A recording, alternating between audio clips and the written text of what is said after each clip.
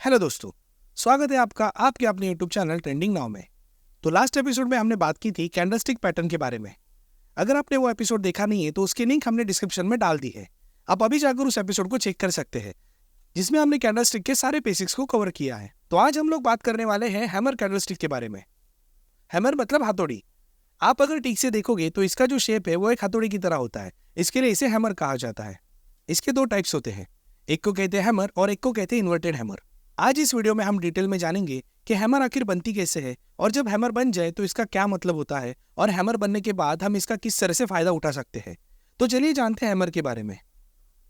तो आप जो स्क्रीन पे देख रहे हो, हैमर कुछ इस तरह से बनती है। तो हैमर आपको इन चार तरह की दिख सकती है। पहली जो हैमर है वो पूरी तरह से ग्रीन है, उसका क्लोज प्राइस ओपन प्राइस से ऊपर है। दूसरी जो हैमर है वो रेड है, क्योंकि उसका ओपन प्राइस क्लोज प्राइस के ऊपर है। उसी तरह थर्ड और फोर्थ को इन्वर्टेड हैमर कहा जाता है। तो हैमर ये चार तरह की हो सकती है। ग्रीन तब बनेगी जब क्लोज प्राइस ओपन प्राइस के ऊपर हो, और रेड तब बनेगी जब क्लोज प्राइस ओपन प्राइस के नीचे हो।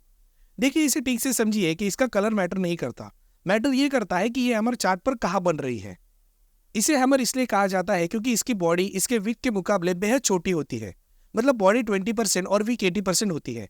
अगर इसकी बॉडी 20 या 25% से ज्यादा हो तो हम इसे हैमर नहीं कंसिडर करेंगे। हो सकता है इसके ऊपर या नीचे भी छोटी सी विक बनी हो, लेकिन इसकी जो बॉडी है वो मैक्सिमम 20 या 25% होनी चाहिए।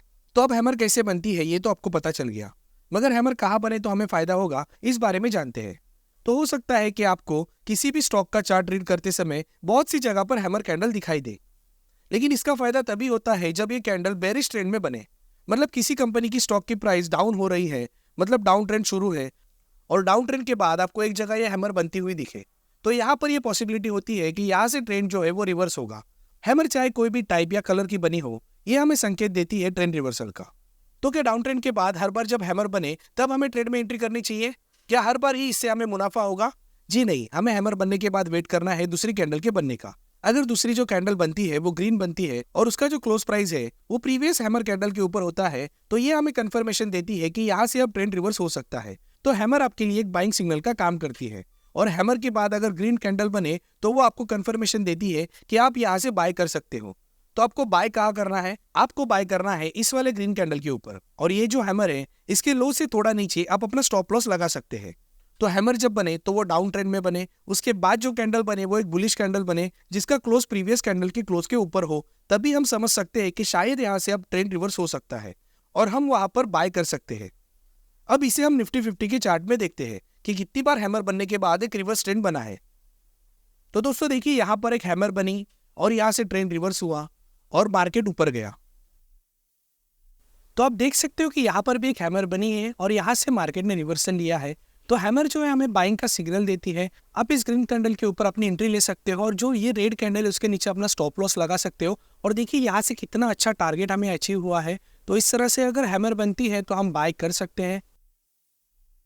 तो दोस्तों देखिए, यहाँ पर भी हैमर बनी, लेकिन ये ट्रेंड जो था वो डाउन ट्रेंड नहीं था, इसके लिए हैमर बनने के बाद इतना ज्यादा इफेक्ट नहीं हुआ। बट जहां पर भी डाउन ट्रेंड में हैमर बनती है वहां से ये पॉसिबिलिटी होती है कि मार्केट वहां से ऊपर जाएगा, या तो स्टॉक का प्राइस यहाँ से ऊपर जाएगा। हैंगिंग मैन भी हैमर की तरह ही दिखती है। हम जब हैंगिंग मैन पर डिस्कस करेंगे तो आपको दोनों कैंडल में फर्क समझ आ जाएगा। सिर्फ कैंडलस्टिक पैटर्न के बनने से ही ट्रेड का कंफर्मेशन नहीं मिलता, साथ ही साथ अन्य भी इंडिकेटर्स होते हैं जिनके आकलन से हमें ट्रेड के बारे में कंफर्मेशन मिलती है। तो आने वाले समय में हम अन्य इंडिकेटर्स के बारे में भी डिटेल में समझेंगे और जानेंगे। पर इसके लिए दोस्तों कृपया करके हमारे वीडियो को लाइक, शेयर और चैनल को सब्सक्राइब करें। और यदि आप ये वीडियो फेसबुक पर देख रहे हो तो पेज को लाइक और फॉलो करें।